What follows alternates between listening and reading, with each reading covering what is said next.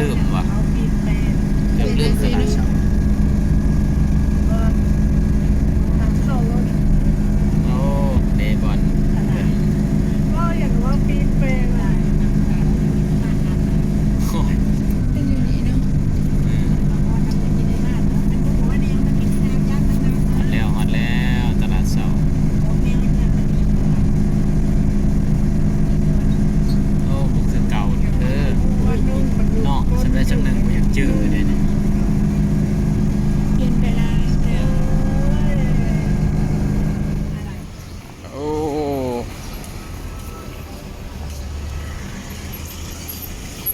โอ้ตลาดเสาเนาะแป้นเติร์ด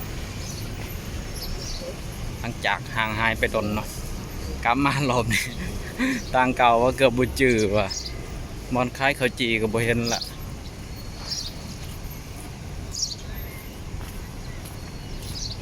อ้อ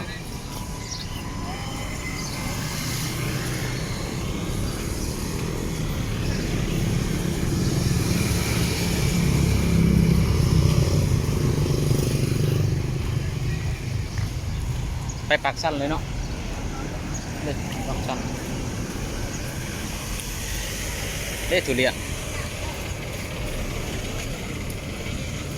ไปยังไง ก็เรียนคล้ายๆจังไหนเนี่ยเอาเป็นกลับมาเป็นทำได้ไหนเป็นกล้องหรือเดียวกันเลยถ้าเป็นกล้องคล้ายๆจังไหนเนี่ยเป็นกล้องที่350,000ถ้าเป็นหน่วยนี้ได้3 เดือนก็สั่งเอาโลนึง3-4 แสนมาได้เลยด้วยนึง3-4 แสนมาได้เลยเป็นโลไป โอ้ โลนึงแสนขาย โลละแสนบาทคณะซื้ออยู่หันโลละ100 บาทบ่หอดแทน 60 โลนึง60เนาะ บ่มีบ่เป็นหยัง ประมาณ2 แสนค่ะ โอ้โหใจขอบใจทุเรียนโลแสนป่ายโอ้อยู่ไทยโลละ120 โอ้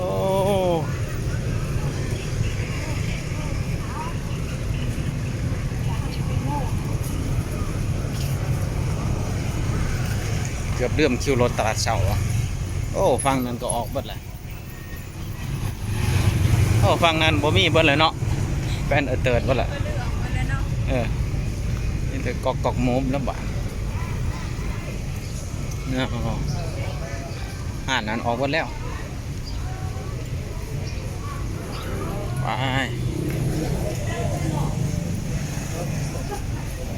หัวยิงยก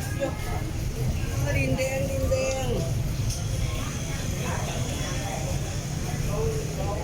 นาดานด้วยนาดานด้วยด้านสะพานด้วยนาดานด้วย นั่นเด้อ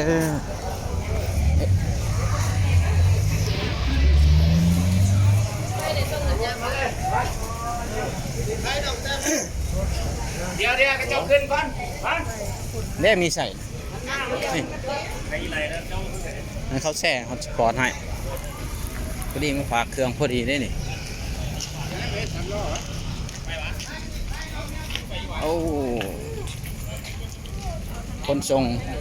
เด่นก็ฝนก็จิตกค่ำเลยเนาะตอนเด็กเขาเปียกอย่างก็มีเอาขี่กอกมุฟหรือมอบไปหายพอเนาะ ถ้าไปก่อน หายพอมันต้องเอินแอปไปอ่ะมันเยี่ยมยามปากสั้นก่อนพ้นที่ตกห้ำเลยหาตากแอร์อยู่ปากสั้นพึ่งฮะเขาใส่เอิญเอาไปจากเรือจังเลย เขาเบียร์หันคนไล่เลยเนาะ โอ้เบิ้งตึกออกเบิดเลยเนาะ ต่างเก่าว่ะบริยูนี่ปีหนึ่งเลยเนาะโอ้ 2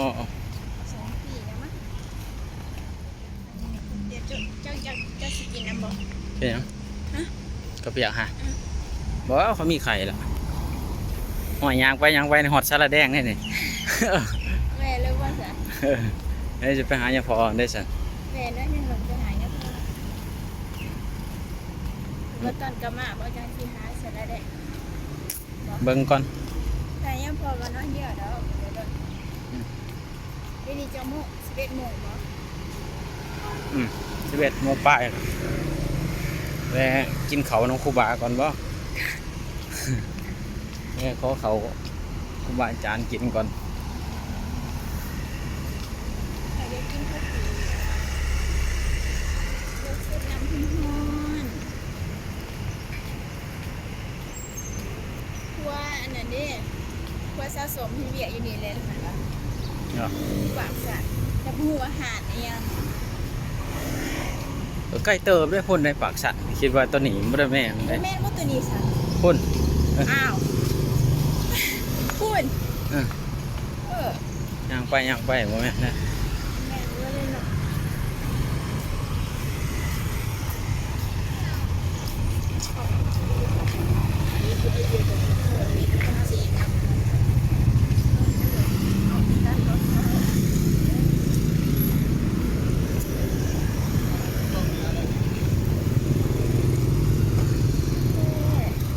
แต่ก่อนเนาะเขาขายของอย่างนี้เนาะเฮ้ยเนาะ อืม มันมีนะ แล้วสิวจ้ะบ่แม่น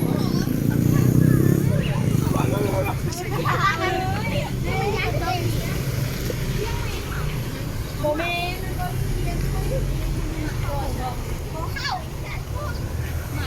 จัมโบ้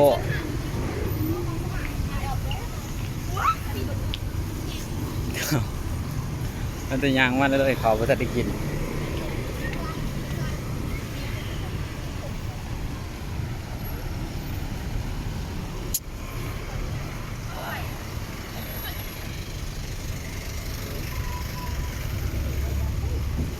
เด้ทางหน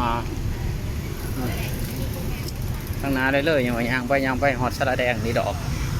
ก็ฮอดแล้วแหนมไปกับวิทยาลัยคอมเซ็นเตอร์ฮอดเลย เขาสอนกับแม่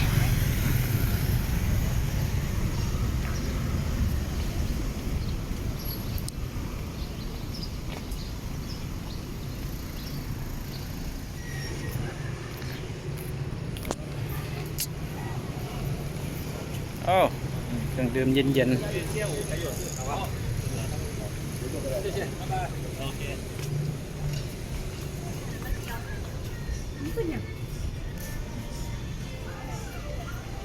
ปากซ่าน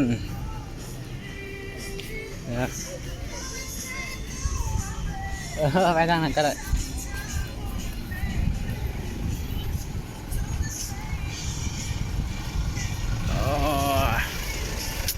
โอ้เห็นแต่พูดหลังคาวิทยาลัยคอมเซ็นเตอร์ไก่ชีฮอดสระแดงละแต่บ่หอดเนาะ มาแวะตากแอร์อยู่ธนาคารการค้าก่อนฮะจามของแสบขางปากท่าน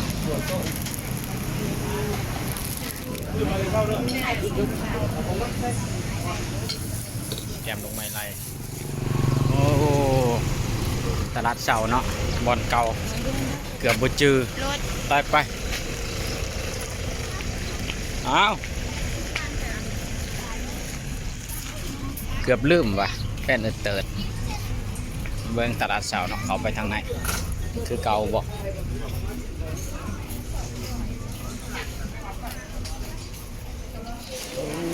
ตลาดเสามอร์นิ่งมาร์เก็ต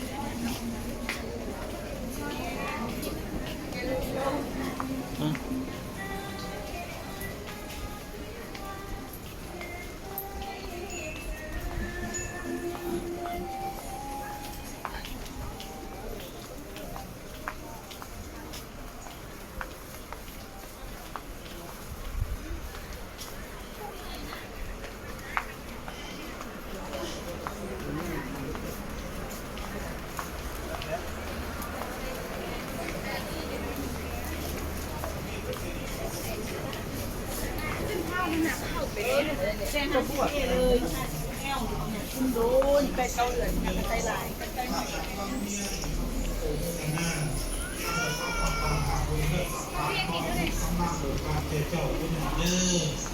อย่าเลยน้องอย่าเลยน้องตัวขาใต้สอยเส้นปากในข้าวมันคือคือไหวได้โอ้